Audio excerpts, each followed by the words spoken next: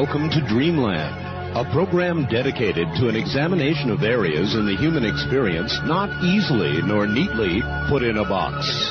Things seen at the edge of vision, awakening a part of the mind as yet not mapped, and yet things every bit as real as the air we breathe but don't see. This is Dreamland.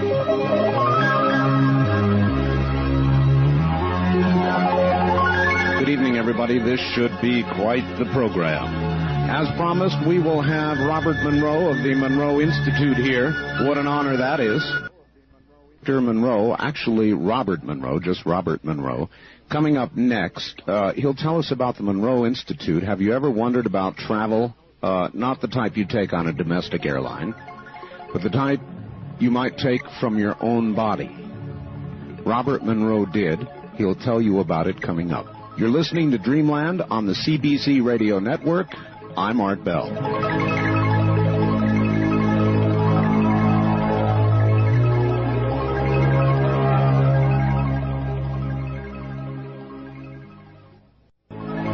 The Monroe Institute travels from the body.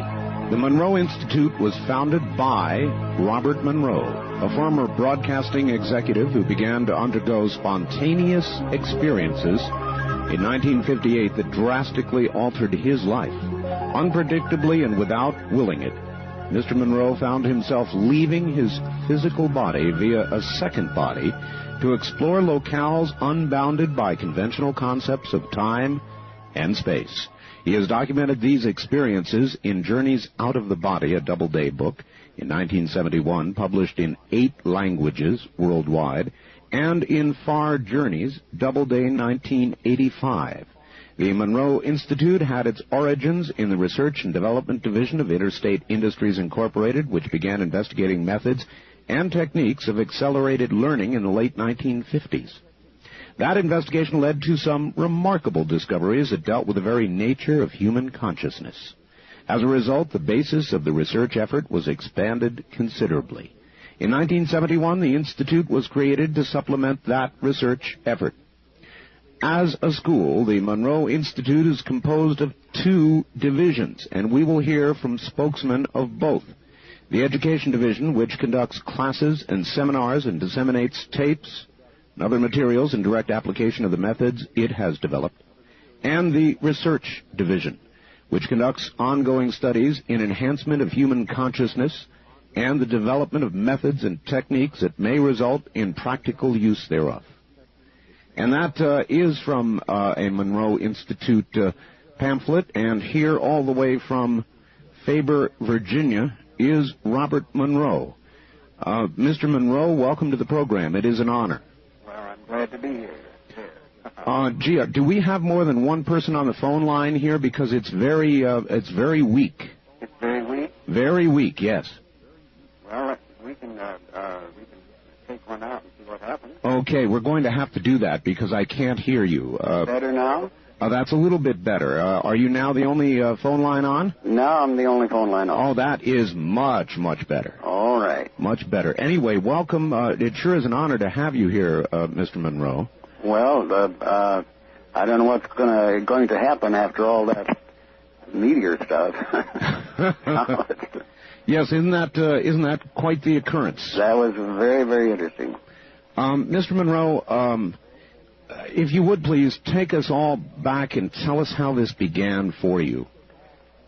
Well, it's an odd thing because it was unexpected is the better way to put it.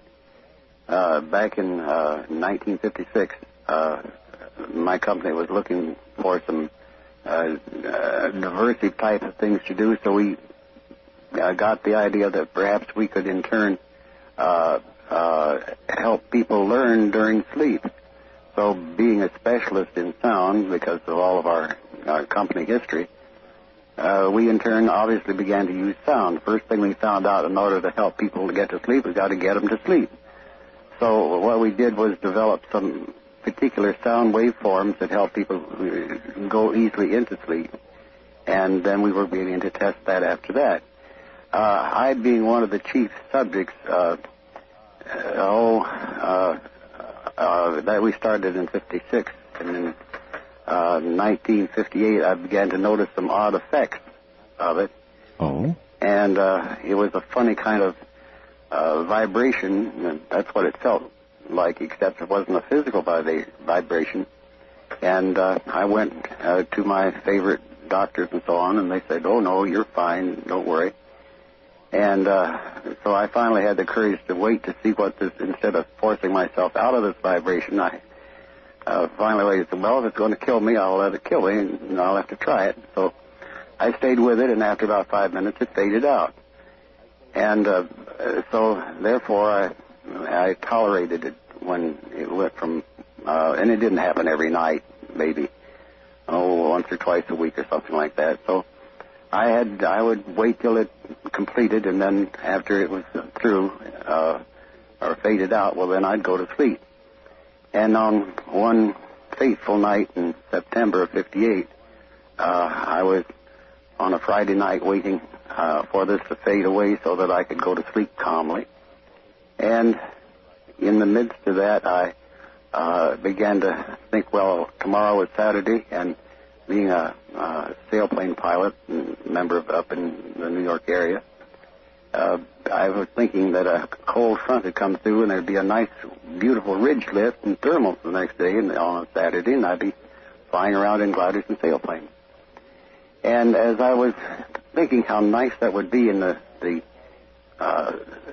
sense of soaring tower that there is in a thermal in a glider, all of a sudden I felt myself bumping against something, and I looked around, and to my surprise, I was on some type of flat surface, and I said, I wonder what this is. This is a strange kind of dream. I'm fully conscious. And then I looked around, and I thought, well, this is a strange thing to dream. Here's the thing that looks like a fountain coming out of the floor, as it were. And then I suddenly, with a shock, realized that what I thought was the fountain was the chandelier in the bedroom. Oh, my. And so I turned with utter astonishment and rolled over, and in that bumping against the ceiling, I looked down, and there in the bed below, there I was in the bed below, and there was my wife lying in bed beside me. Except that as I saw it at first, I didn't think that. I didn't recognize myself because here I was bouncing against the ceiling. So my first thought was, what a dream. I wonder who I'm dreaming is in my bed with my wife. And yes. After a sudden little closer look, and I'm still against the ceiling, I realized the man in bed with my wife was I. So I was frightened. I said, I'm dying. This is a dying process, and I'm not ready to die yet. So I fought my way vigorously, swimming down through the air, as it were, and somehow popped back in my body. And I sat up and looked around, and there's my wife soundly asleep. And I looked up, and there's the ceiling with the chandelier. And I obviously didn't get to sleep that night. What an incredible experience. Now, you said that you were experimenting with some sounds or some audio in order to assist you with sleep. Can you amplify on that? What were you doing? And this was a pattern that we had developed, but I hadn't done anything with it for over a year, and nobody else had anything remotely like this particular effect. Okay, so it was not due to that, and whatever was occurring to you was utterly spontaneous? It seems that way. In other words, we were looking for any types of possible answers, and that was when we thought, well, that would affect other people, because we had about 100 subjects that we had used in it, but it didn't affect anybody else anywhere, not even the semblance of it. So anyway, excuse me, the most important thing was that I was so sure that was a beginning of a dying process, and I was terrified. And you can't imagine how terror-stricken one can be, or panic-stricken, because every time after going to the doctor and not finding still any interesting comment about it, I had great trouble of letting myself let that happen and finding that if I released or just let go a little bit when that took place, I would float out of my body. And each time I thought I was dying. So anyway, that went back into more physical exams, and I finally got the courage to go to a doctor, a psychiatrist friend in New York named Louis Wolberg. And he said, well, he says, I can tell you one thing. He says, I know that you're sane. I know you too well, so don't worry about any psychotic thing because you're not that type. Well, I said, well, what'll I do? He says, I don't know. You can go into take psychiatry and find it if you want. It might take a little while, but and I said, well, I'll think about it.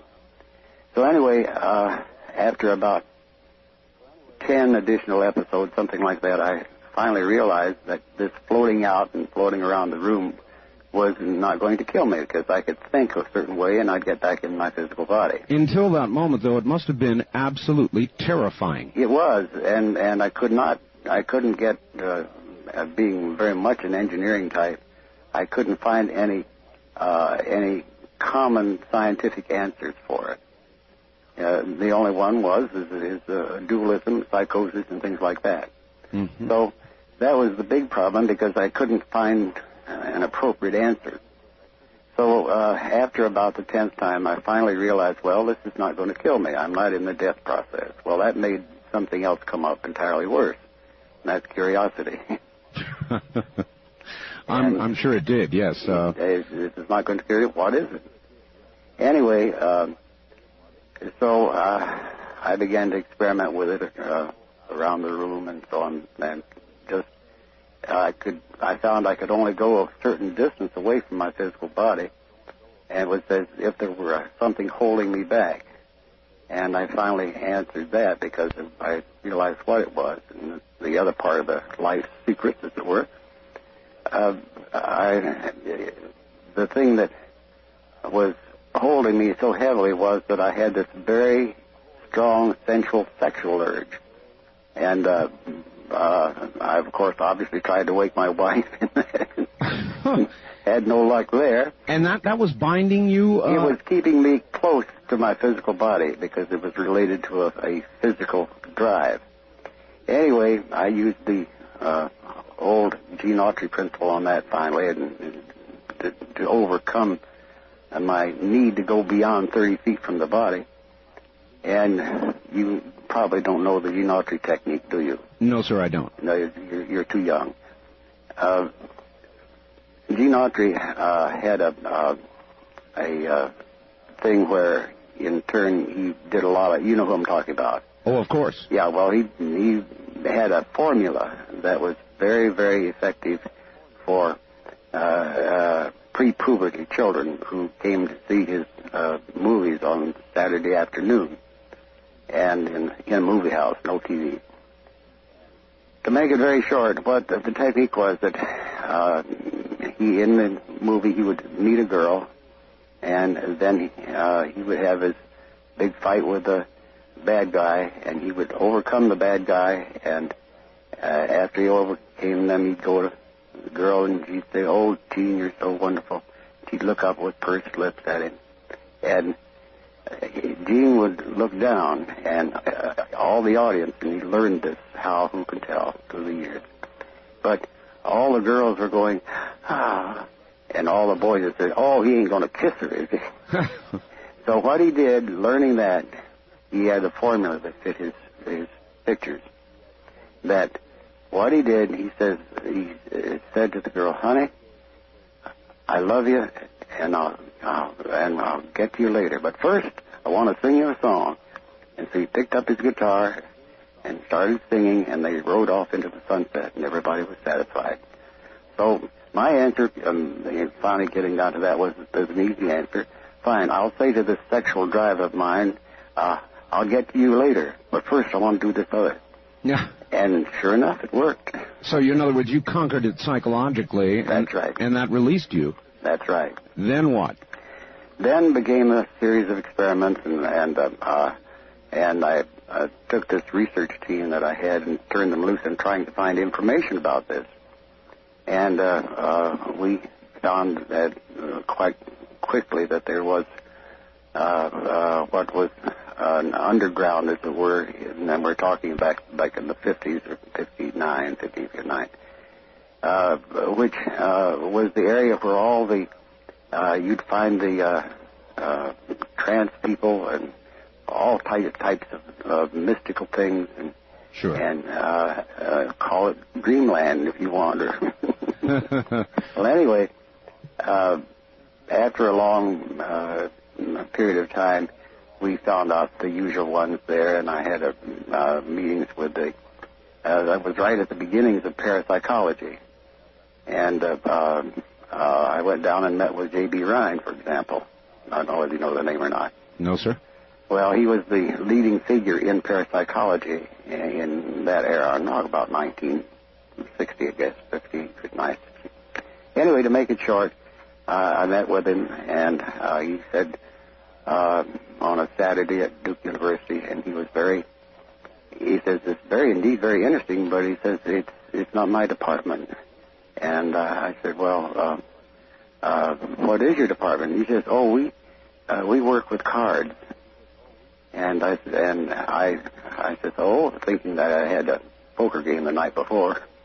And he explained how they have testing subjects for psychic ability by having them read cards before they're turned over and this kind of thing. Oh, yes, I'm familiar with that. Yeah, anyway, so I left, and as I was going out the door, this research assistant, Dr. Ryan's, opening the door to get me out, says, Mr. Monroe, and I says, what? He says, don't worry about it. I says, what? Why? He says, I do it too. And that was the first person I ever heard who had ever done anything like it. And then following up that, mind you now, the fear had faded away, and it was trying to do something about it. It was another question. So I had another friend, a psychologist, named Foster Bradshaw, and I finally got the courage to talk to him about it. And he says, that's nothing new. I says, well, I'm glad to hear that. And he says, there's a very easy way to handle it. And I says, what do you mean? He says, you go over to India, that's it, and live in a ashram with a guru for about some time, and he'll tell you get it all fixed up in your mind. Uh-huh. And I said, well, thinking about my business and my home and my wife and 2 children, and I said, well, how long would this take? He says, well, that's not important how long it takes. Well, I said, how long do you think it would take? And he says, well, maybe 10 to 15 to 20 years. And I had my usual run with him, and I said, well, Brad, what would you do? And knowing that he has a wife who had 2 grand pianos, and that's why he's an industrial psychologist in New York, maintain things like that. I says, what would you do, Brad? He looked at me with his lofty smile and says, it's not my problem, it's yours. Yeah, nice answer. How much experimentation had you begun to do with this? In other words, once you realized it wasn't going to kill you, as you continued to have these experiences, what did you try to do? Well, I tried the very simple things, obviously, at first, and that is going through the walls in the house and out and around and stretching outward and going upward. Obviously, in the being a pilot in airplanes, it was interesting to go up and go and play in the clouds. You see, because I no longer had the fear. But I gradually began to expand it, and my main key in the early era was to get stuff I could verify, such as go to some person's house and visit with them and try to make some kind of appearance or get information and bring it back. Were you able to do that? Very much so. And to my very pleasant surprise, as a matter of fact, in several cases I appeared as people perceived, not knowing that I was there. That's the point. I didn't announce that I was going to go visit them that particular evening or whatever, but I appeared as sort of a little bit of a swirling gray mist, and that's why they saw me, not as a physical person, Wow. but as a gray mist. Wow. Anyway, it's most important to recognize that it was fully a year of this type of experimentation before I myself was convinced of the reality of it. That it was not an hallucination or a wild dreaming state or whatever. It took a full year of this before I said, yes, this is real. Did you, as time went on, were you more easily able to attain the state where you would be able to travel out of body? Oh, yes, very much. That's what all of this was. And then I got, as we moved into the early 60s on it, well, we began to do all different types of experimentation on going to the coast and back and everything else. Huh. Oh, that's remarkable. Mr. Monroe, hold on just a moment. We'll be right back to you. We're interviewing Robert Monroe of the Monroe Institute. This is Dreamland. Mr. Monroe, if you are there, we are now right at the top of the hour. And so we're going to pause for about 5 minutes and do the news and so forth and so on, and come right back. So stay put, relax for a few minutes. We'll be right back to you, okay? Very good. All right, great. Mr. Monroe, Robert Monroe of the Monroe Institute, back in a moment as we talk about states of consciousness that perhaps can be achieved by you, perhaps by everybody, if only they knew how to do it. Talk about inexpensive travel. This is Dreamland.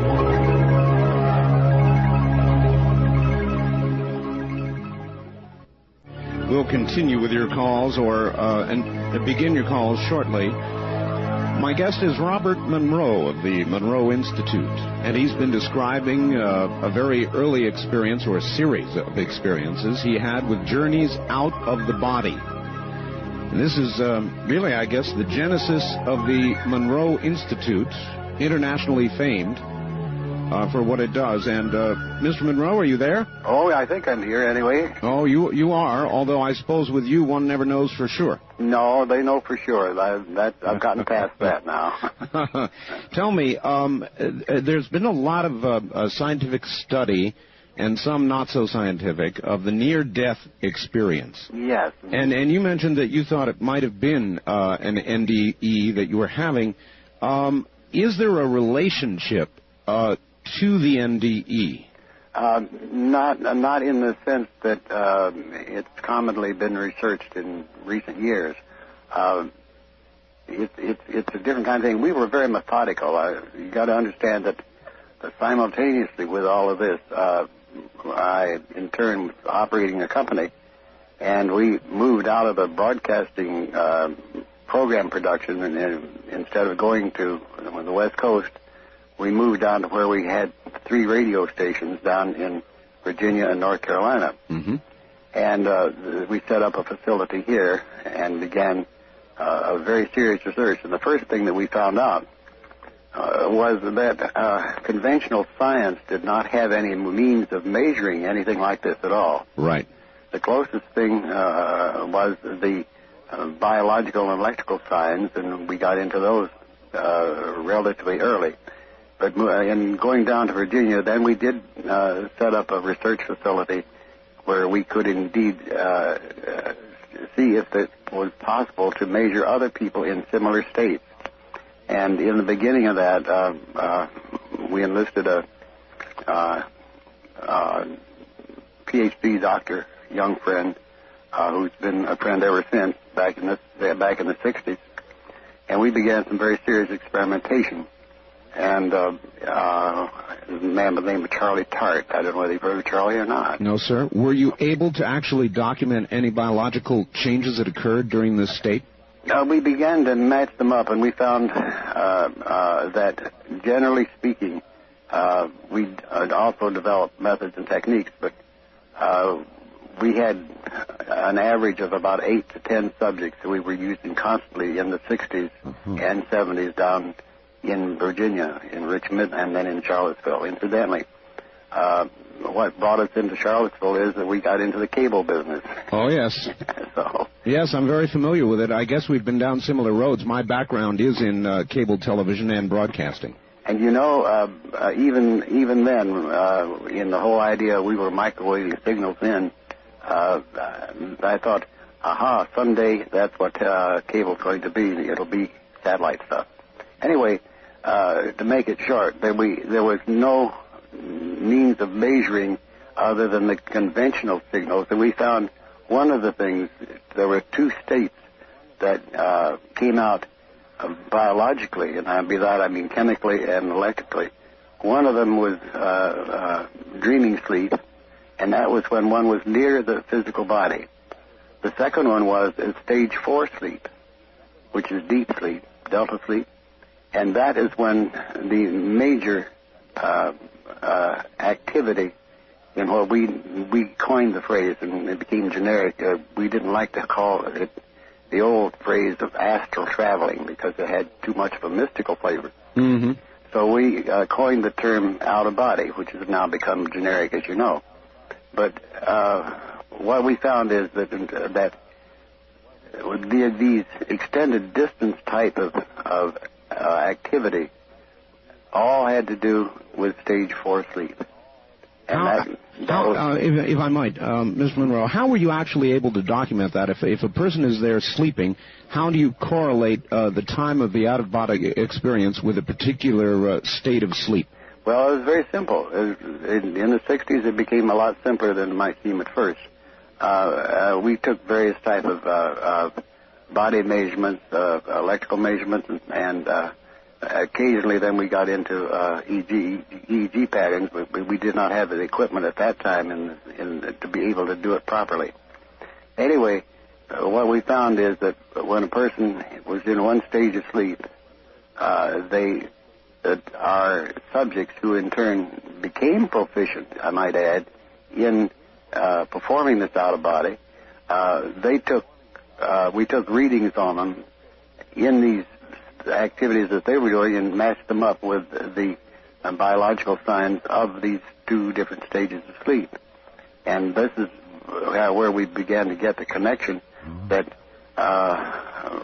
led us to really where we are now.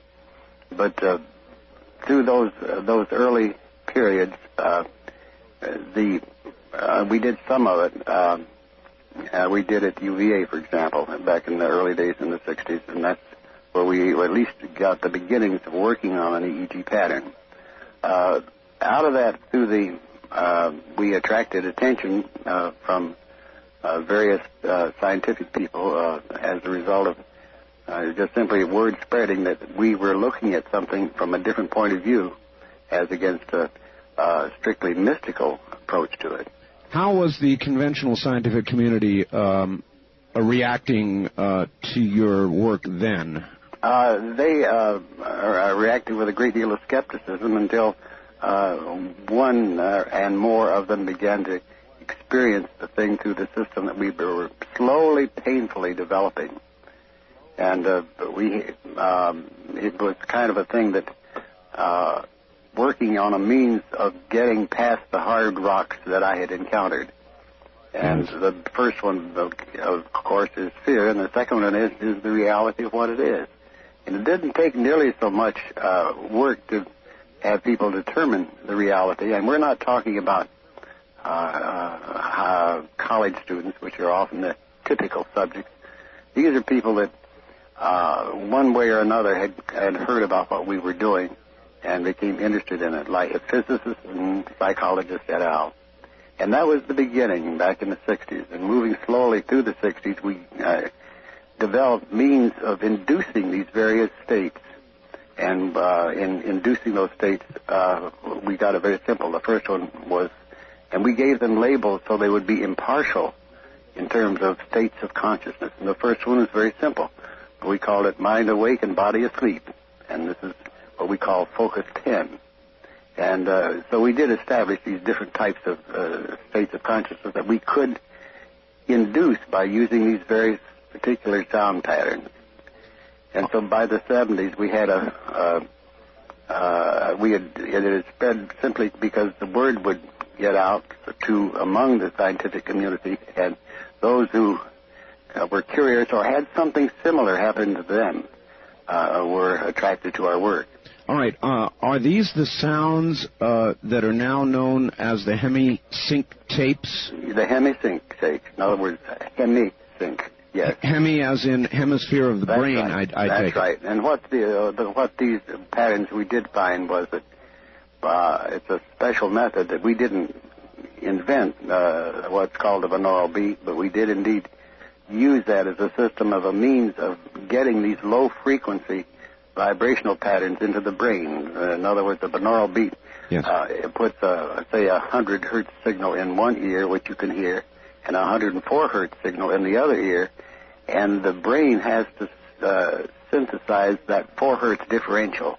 That's what a binaural beat is. So you end up with a 4 hertz that the brain itself hears? The brain itself has to synthesize that by that synchronization of the hemispheres, because one signal is in one ear and the other signal is in the opposite ear, and the net differential. Yes. And I said we didn't invent that. It's just the actual waveforms are the ones that we put together. Okay, then is it the 4 hertz signal that the brain hears that actually enables or assists in attaining the state you're talking about? Yeah, it's a combination. We now use multiple combinations thereof, but that's how we first began, by getting these very simple combination patterns going. Mm-hmm. And in terms of where that got is quite an interesting story, but I'll bring you up through the years to give you an idea of where we are now. We have a 20-channel EEG system and an isolation booth where we have got a great deal of the RF out of it, and we use that in an awful lot of research. And I will turn you over to Skip Atwater and let him talk a little bit about the research patterns. That will help. All right. I would love that. Right. And go right ahead. Coming is Skip Atwater. And Skip Atwater, are you there? Yes.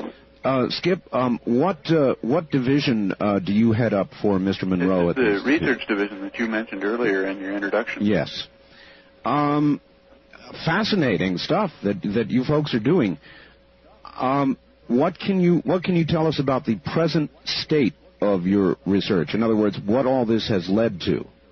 Yes, the present-day research has really been due to the age of computers. All the work that Mr. Monroe had done over the 2 decades prior to the invention of the computer world and analysis is now being validated. He has always been a man ahead of his time, as it were, and the notions he had about what was going on are now being proven to be true by looking at the brainwave states through computerized electroencephalography, actually measuring brain waves with a brain mapping system that runs off a computer, not the charts and the squiggly lines that we've all seen on drug commercials on TV and things like that, but actual computerized analysis of the brainwave states. What are you actually able to chart? This is fascinating. What can you chart about the brain besides electrical activity? Well, we can see how the sound patterns originally invented by Mr. Monroe affect the change in the patterns of the brain, and those changes then have been identified over the years as being characteristic of states of consciousness. So you can actually see dissociative states of consciousness and transcendent states of consciousness as they're experienced by the people reflected in their brainwave states. Wow. That's a significant accomplishment. What if somebody were there and we were actually observing this underway? How are you able to document this using a computer? Is it just that I'm totally lost? In other words, getting a little bit technical with me, if you can. What exactly do you look at? What we do is watch an overall flowing pattern of brainwaves. The brainwaves are the result of electrical neuron firings in all levels of the brain and are reflected up on the scalp as activity of the brain. not all things actually occur in the neocortex, or that gray layer over the top of the brain. The brain is active electrically in regions down deep inside. So what you see as the pattern and activity on the top of the scalp where we put our electrodes is a result of all that activity in the brain. So it actually takes the computer to figure out all that information. Right. But that is, in essence, what an EEG does as well, is it not? In what way does the point you've come to differ from an EEG? Well, this is the state-of-the-art of EEG work in terms of analysis. It's not just the squiggly line graphs. You can take and make a map of activity, a color topographic map, like you might see a weather map of the United States as the clouds pass over it and the weather fronts pass over it. You can see that same type of information passing over the scalp and over the surface of the brain. And by analyzing those changing patterns based on known concepts of brain activity, you can see the states of consciousness change as people move through them in response to the hemisync system. All right. When somebody achieves this state and is in fact traveling as Mr. Monroe has, what changes do you document? People usually start out with what we call the alpha state, where in the back of the head there is high amplitude alpha as they're just laying there resting before moving into this state. That pattern changes as they move into what the sleep researchers call stage 4 sleep, and what the consciousness researchers would call a dissociative state of consciousness, or dissociating from the physical awareness of the body. That results in a high amplitude delta frequency happening right on the top of the head. Wow. All right. That's quite incredible. And so where do you go from here in your research as you're going to, I'm sure, continue to try to document this? What is ahead for the Institute? Well, the first task 5 years ago, when all this became a feasible thing to do, to actually map the activity of the brain as it responded to the stimulus of the hemisync process, was to improve the tapes by measuring the population of people and then changing those patterns slightly and improving the process that Mr. Monroe had discovered some years previously. I want to ask you a question. Do we have more than one telephone online now? Right now there is, yes. Yes. Could we, I'm sorry to ask, but would it be possible to have just one phone at a time online? It's reducing the audio too far. All right, hold on, and I'll get off. Well, by all means, come back. I'll come back. All right. Is that a little better now? That's quite a bit better, yes, thank you. All right. The situation has kind of progressed from there, and now we are able to record the brain waves of people who have specific talents like Mr. Monroe's for traveling out of his body. But included in that are other human talents like a concert pianist or an architect or a noted author or a computer programmer. And by mapping the patterns of those, we are trying to develop sounds that might be able to pass these talents on to other people. Wow. Now, that's quite a line of research to be following. How are you able to, and I'm really wandering around here because I don't know what I'm really don't know what I'm talking about. So excuse the ignorance, but how are you able to map, for example, somebody with a great computer talent or somebody who's a concert pianist, and what differences are you able to note between that individual and anybody else? Yes, that's ongoing research. What we try to get them to do is to perform their talent while being mapped, while being recorded. We would record a baseline recording when they're not performing their particular art, right, and then make a recording while they're performing their art. And if we can get 5, 6, 12 pianists that can play the piano just exquisitely, and we notice a commonality between that pattern that differs from the general population while they do that, then we have identified a specific state of consciousness that would enhance being a concert pianist. And you have documented this? In some talents, yes. It's hard to collect data on all these things, but there are some talents that we have been able to identify. And are you able to see similar activity in a specific part of the brain with regard to a very talented person, or does it vary according to what the talent is? Both according to the talent and according to the person. This is the brain. Each one of our brains is not identical. They are anatomically different. As we grow from infancy through adulthood, the folds and creases and changes in our brain are all different. Fortunately, there are some common patterns, and it's ferreting out those common patterns over hundreds and hundreds of subjects that is our task. Wow.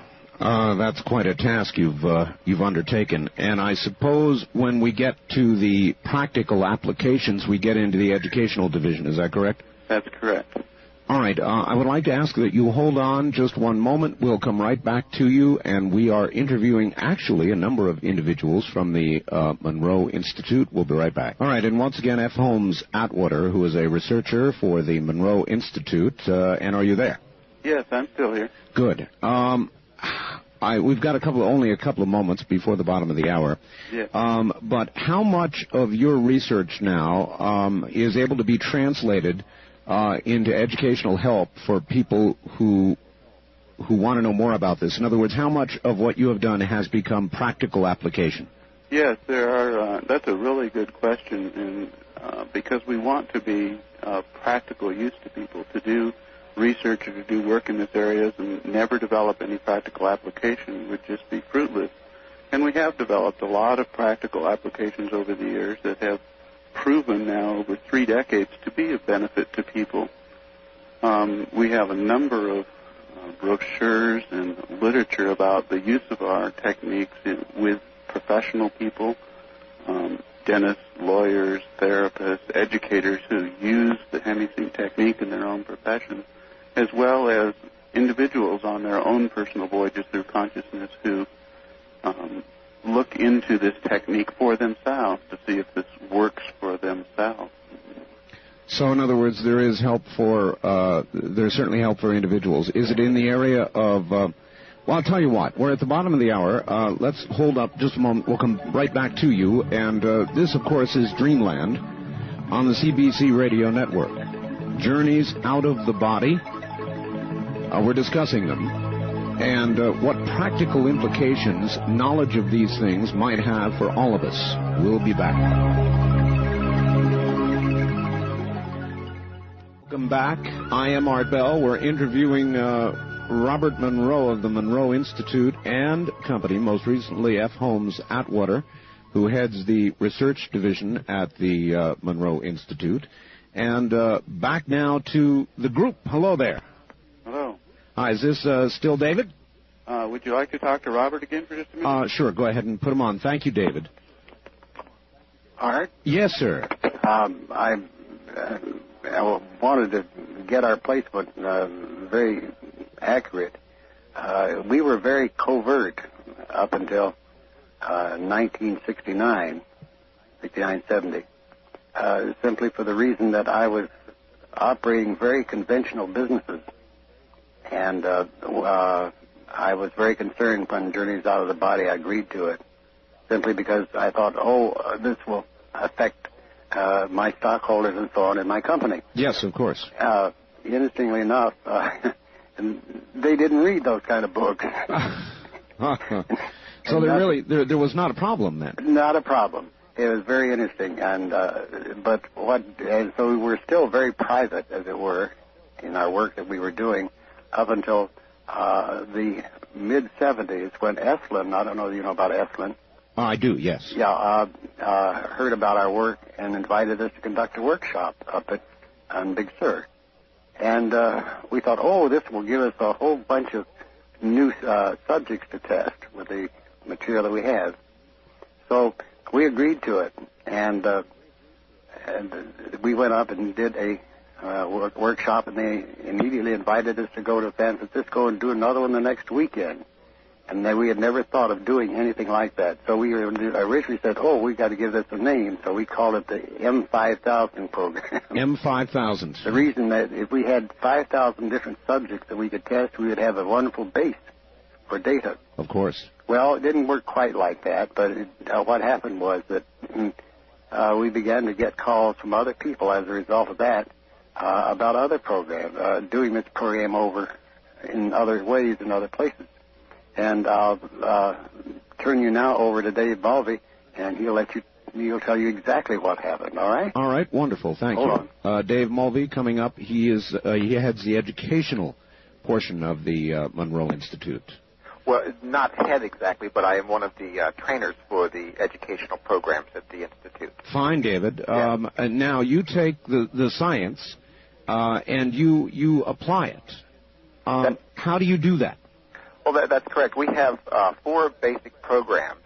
One is a basic introductory program for people, and then we have 3 graduate programs. And we use this HemiSync technology to give people a set of mental tools. There's a understandable conception, perhaps a misconception out there oftentimes, that the programs are about the out-of-body experience, since that's what Mr. Monroe is so well noted for. However, the programs are much more detailed than that and much more about a personal exploration of oneself. All right. Why might I come to you? What trouble might I have or symptom might I have that I might want to explore or help with all of you? Okay. Generally, I wouldn't say that people come necessarily with problems or symptoms, but more of a curiosity, a sense of wanting to know more about themselves, about their relationship to life and the physical side of themselves, and, of course, many people have at least an understanding or a glimmer of the non-physical side of themselves. So it's the curious who come here to find out more about who they are, and what we like to do is give them these tools that then they can take out and apply not only in terms of exploration of consciousness, but also in terms of day-to-day practical tools that they can use to enhance their memory, to keep focused in a business meeting, for example, or to tap into a greater part of themselves for creative problem solving. So concentration exercises. Yes. Using the HemiSync signals to help people get into specific brainwave states so that they can then learn to implant certain types of tools or encodings that they can then take out into their day-to-day lives. How well does it work? It works very well, and that's based primarily on people's subjective reports, mind you. We do get a lot of feedback from participants who come to the program, and we get letters and calls back of people who talk about how these tools enhance their lives in all kinds of ways, and sometimes ways that they might not be prepared for. Well, do people come to you for a weekend or a week or a month, or how does that work? Yes. Most of our programs here in Virginia, all of our programs here in Virginia are 5-day to 5.5-day residential programs where they come and they are here immersed in the process. We also do weekend workshops. We've just started doing this, weekend workshops out at various places around the country. We've done several in Chicago, had a couple take place in California, have one coming up in August in California. And if I might, could I give our phone number for people who might be interested in getting some more information about the program? Of more course. Detailed information? Yes, of course. Okay, our phone number here is area code 804, number 361-1252.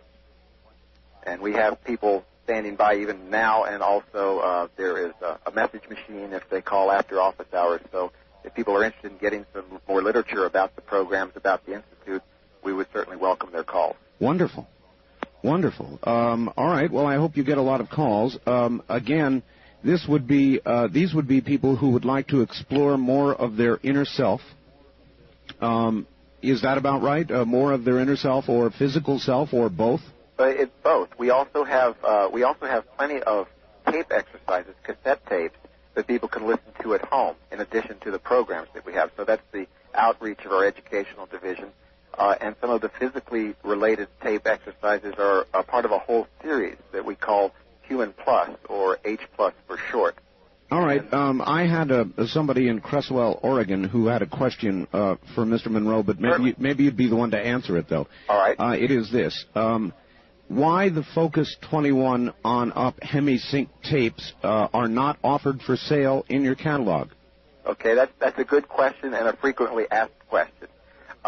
Just to familiarize your listeners who might not be familiar with the various focus states, if I could, I'd do a quick review. That in our programs we start, Mr. Monroe already mentioned the Focus 10, which is a basic state we call mind awake, body asleep. Beyond that, we have a Focus 12, which is a state of expanded awareness. Once someone has learned to detune the physical senses, yet maintain consciousness, then they can start expanding and experiencing beyond those physical senses. We have another focus level called 15, which is a state of no time, is the label we use for that. And then Focus 21, which your caller referred to, we call a bridge to other energy systems, to other non-physical realms where people can perhaps visit or gather information or get in touch with larger parts of themselves, or perhaps some people consider them things outside themselves. The question was, why are those tapes not, the advanced tapes, not available to the general public? That's right. Yes. And we have several reasons for that. One of them is that we really feel like that these higher focus levels, these powerful focus levels, that it's most appropriate that people listen to them in the context of programs that we offer with the support of a training staff. It's not that we feel that people might have bad experiences, but they might have very powerful experiences that it would be helpful for them to have some counseling or the possibility to help them integrate these very powerful experiences. All right. Is there anything dangerous about achieving any of these states, specifically dangerous?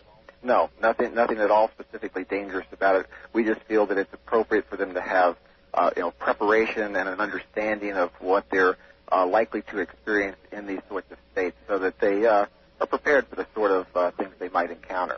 How do the states that you help people achieve differ in any way from traditional meditation techniques? I'm not sure necessarily, Art, that they do. What we have attempted to do is to give them very neutral labels, like Focus 10, Focus 12, Focus 15, and we picked those numbers specifically to have no kind of loading on them, like no lucky 7s or 13s or anything. Sure. But numbers that would be as neutral as possible, so that no matter what discipline someone comes from, be it Zen meditation or some form of Hinduism or yoga or whatever, that they could work within their own system and yet use this Hemi-Sync technology to augment their inner journey.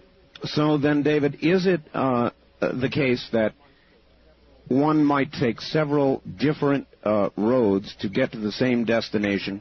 Absolutely. And one of the things that I feel really strongly about, and one of the reasons I'm very comfortable in working with the process here, is that it is that kind of neutral process where we've literally had people from all walks of life, doctors, lawyers, engineers, scientists. We've had priests, we've had nuns, we've had swamis and rabbis, and even one fundamentalist minister who have come through the program and felt that there is nothing within this process that has to conflict with their belief system. That's not to say that they might not have experiences that give them something to think about, but we don't say that we have the answers. What we feel like we're doing are providing people the tools so that they can develop their own answers. All right. Wonderful. If you would put Mr. Monroe back, we'll go through some questions, and I'm sure we'll have you back on as the questions come up. Excellent. All right. Mr. Monroe is coming back on in just a moment. All right. I will take this moment to do a quick break. We'll be right back, and when we come back, once again, Robert Monroe. Back to it we are, and Robert Monroe, are you there? Yes, I'm here. Wonderful. I've got a couple of questions before we open the phone lines. Yes, indeed. All right. In your latest book, Ultimate Journey, you discuss the park, a place where people are sometimes taken after they die to acclimate to their new state, decide their next move. Mm-hmm. How could one go about reaching the park on their own, either out of body or after death? Well, let me give you I'll make it short as much as I can. All right. Our pattern has been odd, but it's said we're a need among the people who know us arises, we produce something that is effective. We have, for example, an emergency treatment thing that's used in hospitals during surgery, tremendously effective, and right at the present time, a major study is being done at the University of California at Davis regarding that particular thing that's been so effective for the last 5 years, and finally it's going to get an official report on it. That's one of the things. We have one for stroke recovery, for example. That is, and it's only because if a person needs it do we have it. Then this pattern in Ultimate Journey, have you read it? Yes, sir. Well, good. Then I don't have to go into great detail, but for the public a little bit. Right. One of the things that we had neglected was that we had happily, because we were operating so heavily in areas beyond physical life, we did not get to the issue of death itself particularly. And so what happened, very simply, is that as in so many cases, in my own case, the need outweighs anything else. And 3 years ago, my wife, Nancy, contracted breast cancer. And as a result, I, in my typical demand way, said, well, let's provide a system whereby I can be sure that she goes to a place, if she passes on and dies, that I would be able to find her and be with her. Item came out then that I had, as you read in the book, I discovered that all the way back in the 60s, I had been escorted to a place called the Park, which is a way station for people after they've died so they can cool off from the trauma, as it were, of dying. Yes. And figure out what they want to do next. Yes. Anyway, it's from that and researching that, and also with the areas of people who I knew had already died, we set up a program called Lifeline, which Dave may have described to you, but which in essence is one to in turn help get totally familiar with the process of moving from Focus 23, which is right after physical death, up to what we call Focus 27, which is this park. We didn't invent the park. It's been there for millennia, I found out to my great surprise. But anyway, as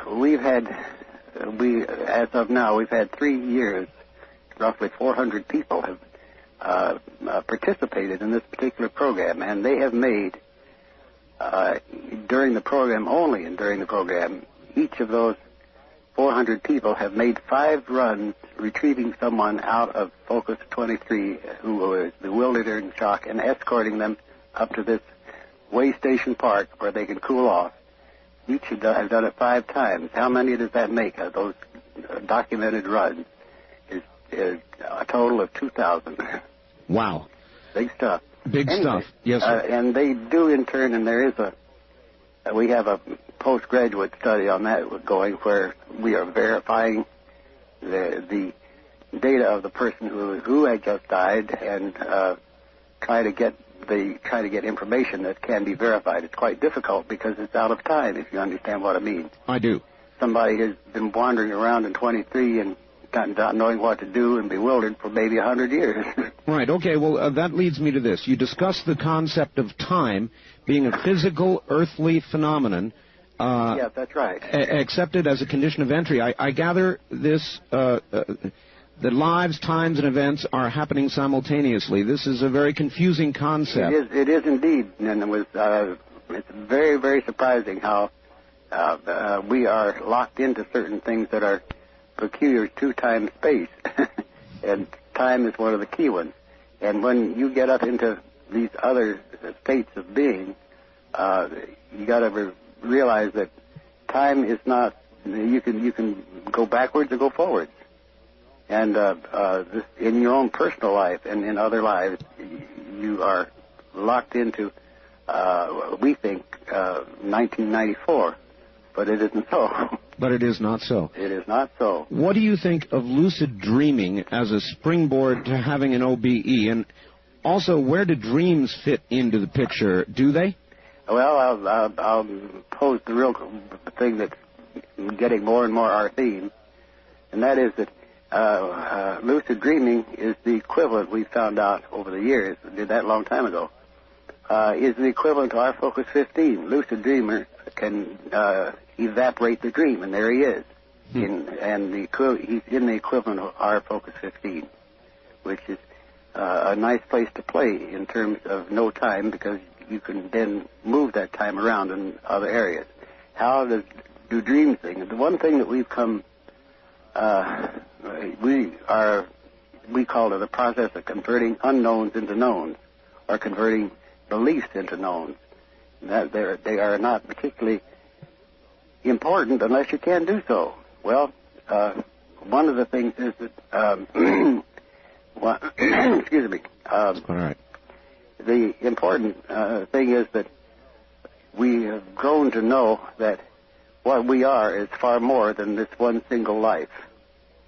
And we are totally in a form of consciousness that is very local, as it were. And the dreams that are interpreted as this are the means of our total self attempting to get signals down to this conscious self here. And that's why they sometimes are very wild, and sometimes they're very funny, and sometimes they're just pure information. But that seems to be the direction that we feel that humankind has to go, is to begin to get past this discriminator circuit. And that's what we are doing, and get into that knowledge of that totality of what we are, and that it's being done. We're not the only people doing it, of course.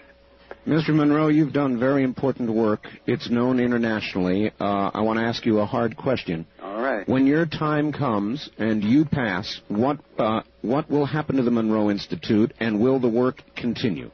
That is very specifically has been set up to do that. There's much too many people involved in it, not just here, but as you said, worldwide. I can give you a number of illustrations, but it is being set up so that it will have a support system to continue well into the 21st century. Well, that's wonderful to hear, and I know a lot of people have wondered about it. If we could, Mr. Monroe, very quickly, let's try and begin to take a couple of calls here. On our toll-free line, you're on the air with Robert Monroe. Mm-hmm. Hello. Hello. Yes, sir. Where are you calling from? Seattle, Washington. Okay. Do you have a question? We don't have a lot of time here for Yes, I do. I would like to know where Mr. Monroe first learned about this technology. Okay. We've kind of covered that. I would say, but Mr. Monroe, a quick answer? Quick answer. Where I learned about it, I found about it the hard way. I'm the monkey that fell out of the tree, if you want to put it that way. And I had to figure a way to get back up into the tree. So really, through a personal experience that began all by itself, you set out on a quest to learn what was happening to you. Exactly. Mm-hmm. Out of necessity, as a matter of fact. And one of the most surprising things that has indeed come up in recent years, that back in those early days, I had an exquisite amount of help. And even today, I cannot assure anyone exactly where that help came from. One has to wonder, Mr. Monroe, how many people worldwide are going through exactly what you went through, perhaps without the support system that you luckily had nearby? Mr. Monroe, we're going to break here for the news at the top of the hour and come back and open up the phone lines. How's that? All right. Very good. Very good. Robert Monroe from the Monroe Institute, a very unique opportunity to talk with a researcher who has been there. We'll be back.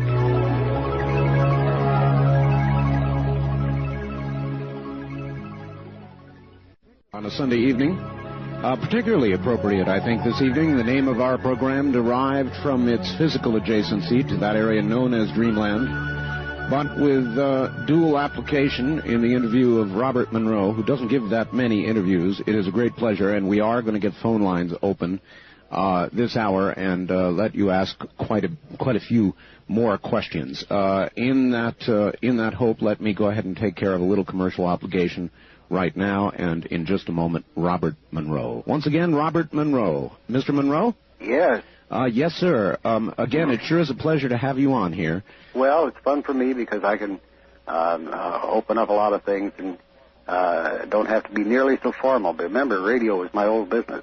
Oh, it's a wonder. I love radio. Mr. Monroe, somebody just sent me a fax, and they're asking about two things. One, in your travels, do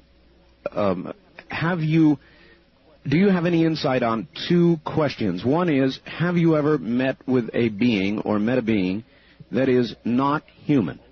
And yes, I have. Oh, yes, you have? Yes. Mm-hmm. And let's put it this way. It is indeed limited.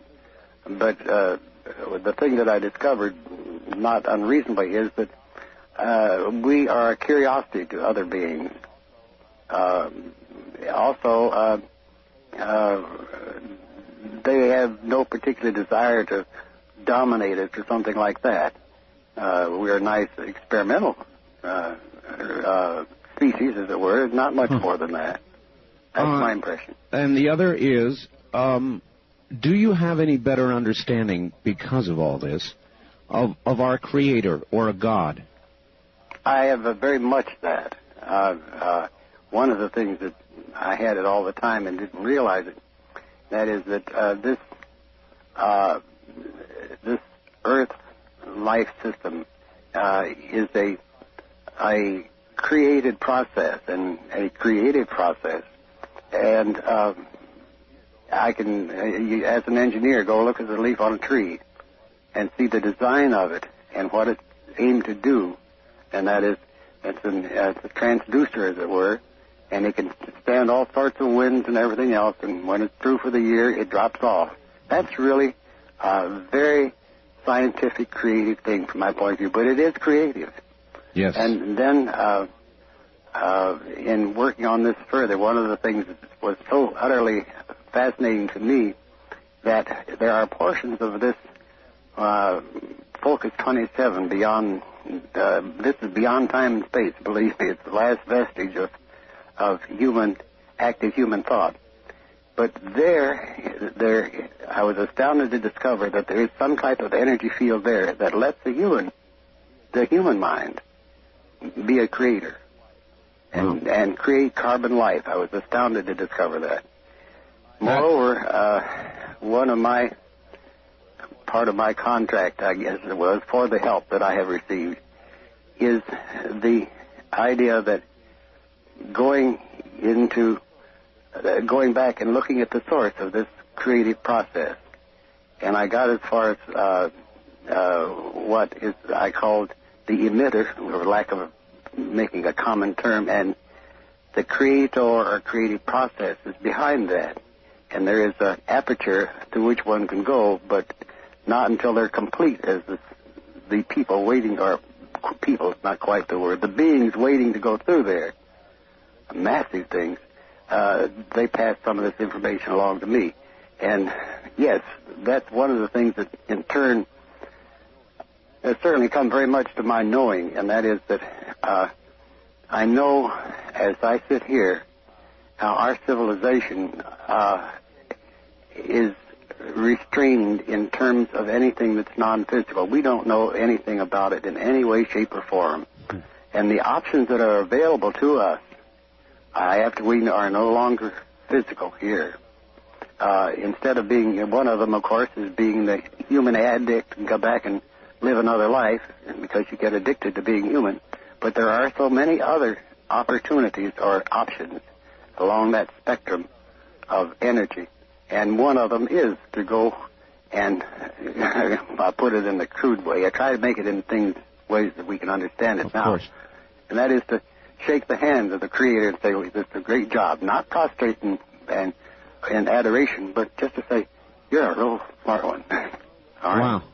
All right, Mr. Monroe, let's go to the phones. Every one of them's locked up and wants to talk to you. All right, go ahead. Let's do it. On the wild card line, you're on the air with Robert Monroe. Good evening. Hello there, this is Fritz calling. When Shirley MacLaine's 5-hour television special Out on a Limb was aired way back in January of '87, some of her highlights was astral projection. It did make a lot of waves. Of course, her book with the same title did make the radio and television interview circuit years before that, and many millions of people were exposed to the OB subject. Now, Robert, we need another catalyst to push that subject to the people's attention.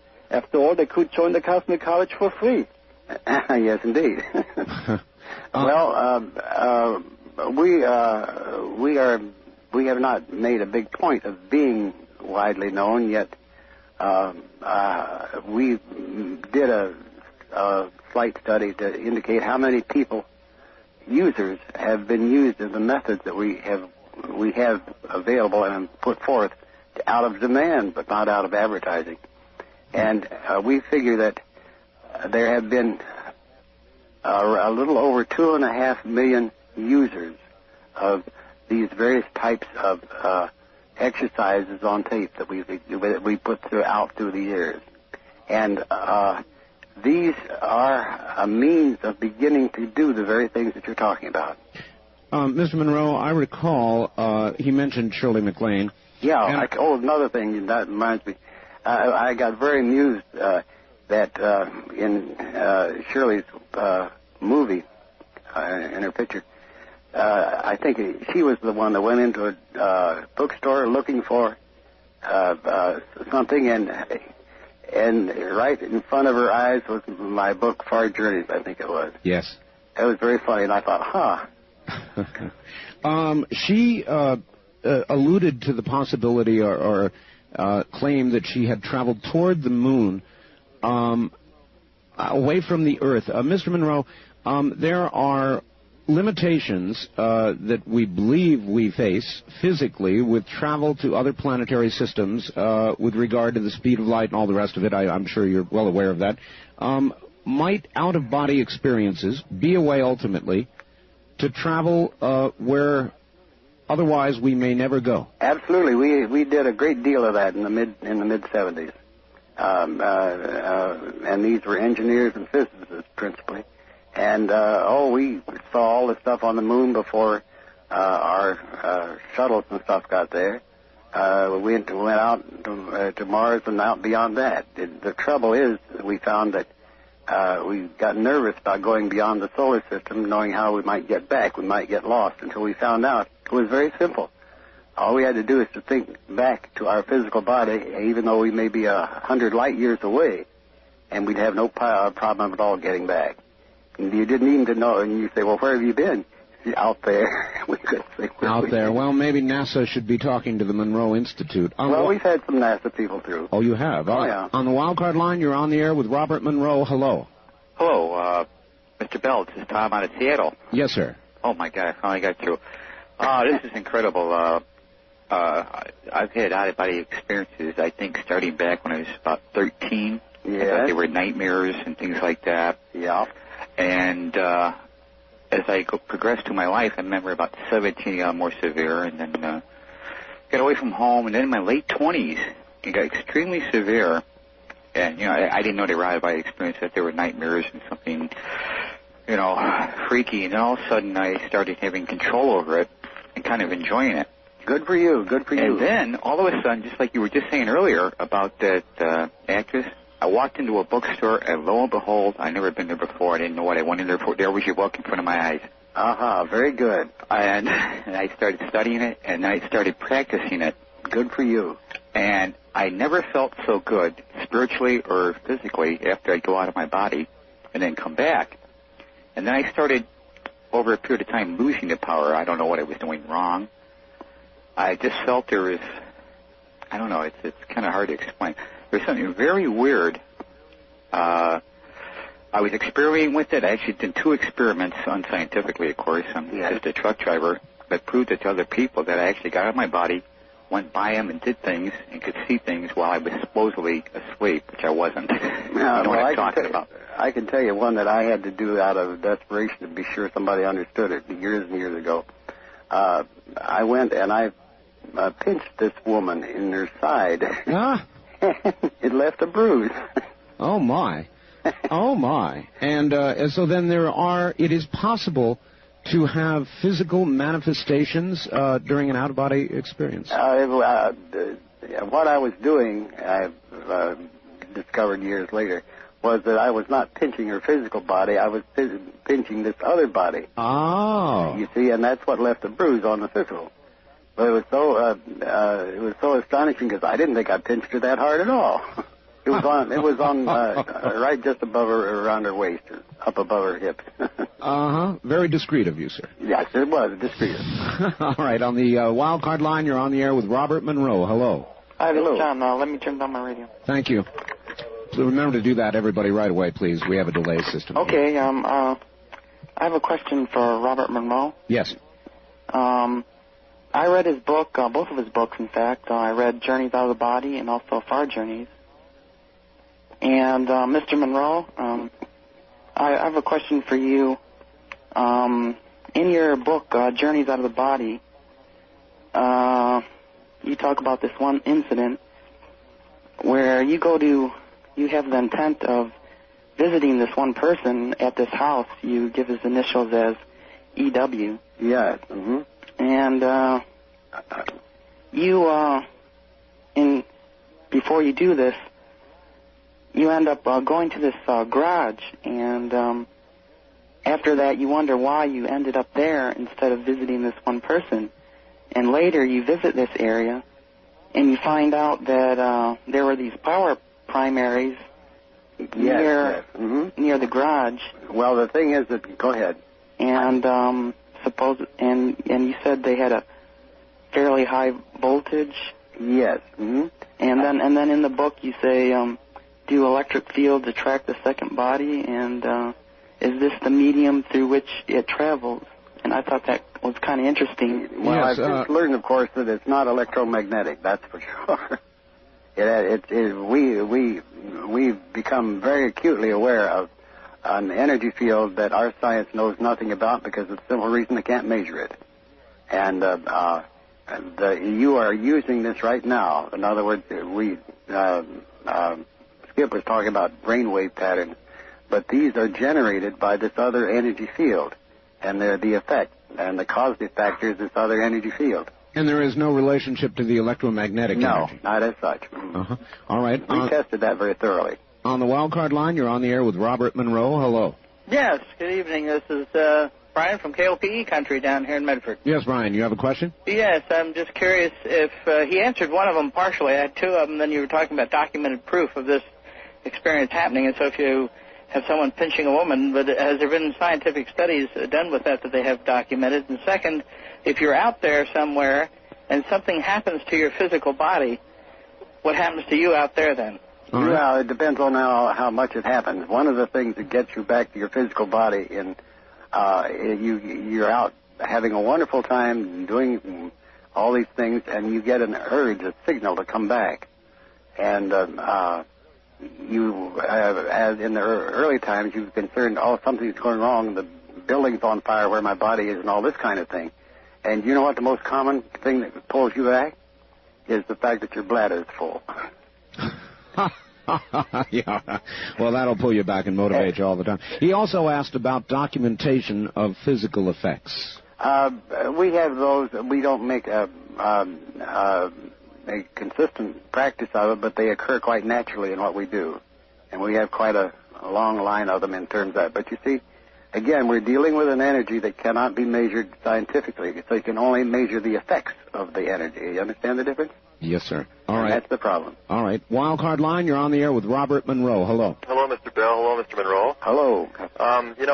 I think you'd probably if I said this in the past, you'd probably think I was nuts, but... No, I wouldn't. I've had quite a few experiences with astral projection, and in which case other people actually experienced my being there.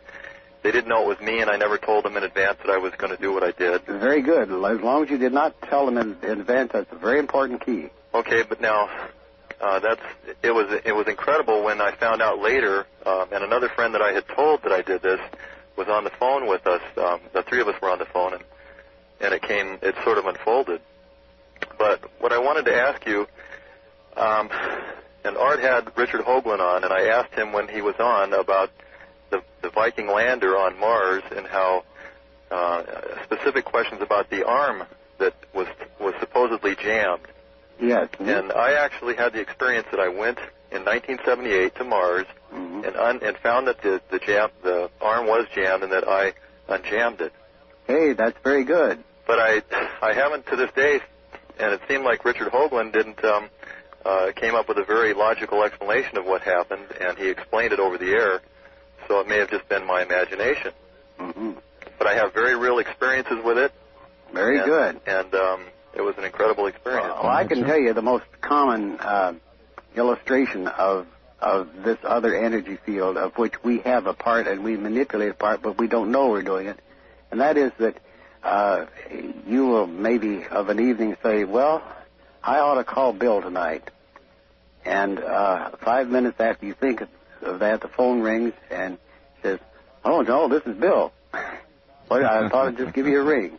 And how many thousand times a day that happens in the human, this human civilization? Well, is that precognition, or did you cause Bill to call you? You caused him to call. You were thinking in his energy field, and you imprinted him. And I must have had that happen, at least 500 times in the last 50 years. And in the last 50 years, how frequently have you sat down and wondered about the ethics of that? Well, that's a good question, isn't it? I think so. And the other part of that question that you say, that's one of the things you see that's omitted within our culture and our civilization, and it's done a lot more than we consciously think. Makes one wonder how much action is really willful. On the toll-free line, you're on the air with Robert Monroe. Where are you calling from, please? This is Dave in Spokane, Art. Yes, hi, Dave. Again. Well, I said when we were talking with Mr. Hoagland that my expertise wasn't in that area. It was more in this area, and here we are. It's good to know that you're not alone. It's good to know that I'm not a kook, because I've been doing this. I'm 50, and I've been doing this since I was about 5. Yeah. And in the entire gamut, I've probably got a million things I could say to you. Well, what I would like you to do if you've gone that far, or anyone else going that far, by all means, drop us a note. We would indeed like to hear about it. Well, I certainly would. And we would certainly appreciate it. And write to our staff psychologist, Darlene Miller. And all you have to do is it's Route 1, Box 175, Faber, Virginia, 22938. Route 1, Box 175, Faber, F-A-B as in boy, E-R, Virginia, 22938. F-A-B-E-R? Faber. Yeah. Faber. I would say Faber. It's Faber, yeah, but in Virginia they call it Faber. Okay. I had one question for you. Very quickly. Very quickly, have you ever been to a place where it was totally dark? All right, and hold that answer, Mr. Monroe, and we'll be right back with you.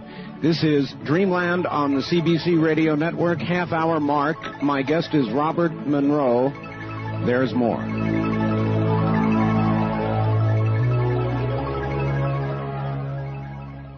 Back in the 70s, that was the equivalent of that type of reading, and it was electromagnetic. But we do not perceive the aura as such. But you can perceive, believe me, you can perceive other energies of people. But it doesn't come out as an aura; it comes out as a radiation, and you can't see it; you feel it. Mm-hmm. All right, sir. On the toll-free line, you're on the air with Robert Monroe. Good evening. Hi, how you doing, Art? Fine. Where are you, sir? Santa Barbara, California. Santa Barbara. I had an experience a couple of years ago where I was sitting outside in the morning about 4 o'clock, wide awake, and I started going up through space, out into space, past the moon. It was extremely exhilarating. Yes, it is, isn't it? Being totally free, just floating. I went out to a point where I could recognize all the stars and the constellations. Then I got to the point where I couldn't recognize anything. I looked back and I couldn't see our sun anymore. Mm-hmm. I kept going to a point, and then I really started getting frightened then. Yes, I know. We got into that, and that's why I say we finally figured out how to cure that fear of being not knowing where you are. Right. I finally came to a planet, and I was coming down to the surface of a planet, and there were hundreds of people in my mind, looking at different knowledge that I had, anything that I knew, just, having conversations. And I came down to a particular place on the planet, and an old man came out, and he essentially came into my mind, told all the other people to leave. And I asked him where I was, and I said that he told me where I was, on this planet where humans live.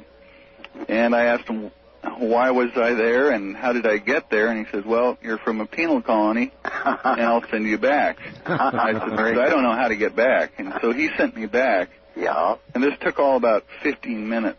Well, I was wide awake. When I got back, I was just shaking, and my whole body was shaking in cold sweat. I can appreciate that. You see, that's the thing. I went through so very many different phases of that type of thing. That's why being very much too left brain, perhaps, I in turn have to get these into a form where we say, well, first experience it, and then after that get your left brain in to analyze it and control it. Mr. Monroe, again referring for a second to the near-death experience, there are so many parallels. There are a number of doctors now who say that the classic vision that people have, that is of a very bright light with surrounding darkness, is merely a product of the dying synapses of the brain, that the synapses will die from the out moving inward, and that's what that white light is. That's as good a definition as any. What we call Focus 22 is that tunnel. Is that tunnel? Yes, and this is how we commonly identify it.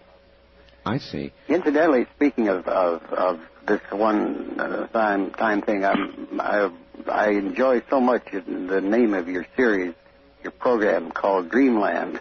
Yes, sir. So we better change it a little bit. Maybe I can help you change it. Add some nice wild stuff. But what I wanted to let you know, because it relates to a little bit what we're talking about. We have a new series for use in residences and in hospitals and hospices called Going Home. And it is designed for a person with a terminal illness or injury. And we just put that out within the last 2 months. And what it is designed to help not only that terminal subject decide where to go after he or she dies, and what to do by giving them a guided tour, as it were, and then giving them the option to do whatever they want to do. Most importantly, that's half of this series. The other half of the series is for the support group, the family, friends, and loved ones, and the caregivers. Sure. So that they need the help to understand this too. And it's got the support of psychologists and caregivers all over the United States and Europe. Would you say that somebody who knows roughly that they are going to die, that they are going to pass on, is a fortunate person? Would that be a fortunate person, or would it be better not to know? Oh, I very much believe in the and believe is not enough. I should put it in the no category. That we should have a choice in dying. Absolutely. I think that the individual, because we have discovered them already, and through the research that we did for this new thing, and that is that many people have a death wish, and it's not. You can't stop that death wish. They'll get a stroke, and then they'll get cancer, or whatever it is, and that reason for that can't be detected, because once you meet them after they've got the process underway, and they don't know this until some do, but they don't really consciously know it. It's because they've completed what they came to do. And having completed it, there's no sense in hanging around. And it's that simple. I had a very dear friend who did exactly that. And no one knew why he would have a stroke, and then after that was taken care of pretty well. Then he developed abdominal cancer. And until I met him after he did, I didn't see any reason why, but he had done what he had done. He was He was ready. He was ready, and there's no sense in hanging around. Everything is, his grandchildren are all fine, everything's in good shape and whatever, and he completed what he wanted to do. And so he just simply died. You can't stop a person in that case, don't you see? Yes, sir, I do. You can put him on life support or whatever, and you can keep his body working, but he's gone. All right. On the toll-free line, you're on the air with Robert Monroe. Hi there. Hi. Where are you, sir? I'm from Phoenix. Phoenix. This is Henry. Hi, Henry. This is fantastic. I wanted to ask a question about the vibration you felt, sir, originally. Is that like an inner electrical, like a finer electrical feeling than you would get from household current? Is it like that and quite exhilarating? Yeah, it felt that way to me initially, and I have long since discovered that it was not electrical at all, because I even had a test at that time to see what it was, and it was not even showing as a mechanical vibration, neither that nor an electrical one. So what else was it? You see, our science could not measure it. So, Mr. Monroe, you would tell people, do not fear death? Absolutely. I think that's the point, is that it's a terrible thing to fear it that much. Because when you're ready, and it may well be that that's what we do with our going home. We help people become aware of the opportunities that exist beyond physical death. Mr. Monroe, will we ever come to a full understanding of the process of life and process of death? Are we ever meant to know, do you think? Absolutely.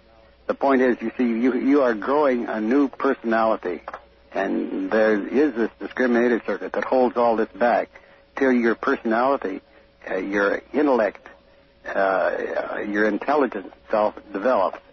And once that develops, then fine, it's all open. It's absurdly easy.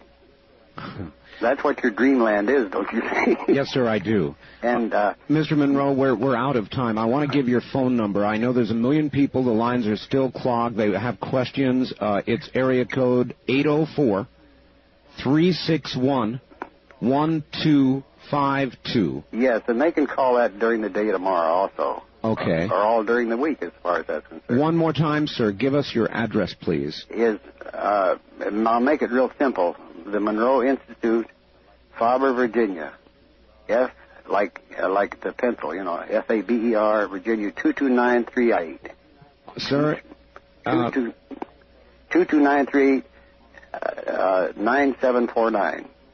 All right, sir, it has been a pleasure having you on the program. I would love to do it again sometime. We're just out of time, and I've got to go. It did get going, didn't it? Oh, it did get going, didn't it? Mr. Monroe, thank you. My pleasure. Take care. Robert Monroe of the Monroe Institute.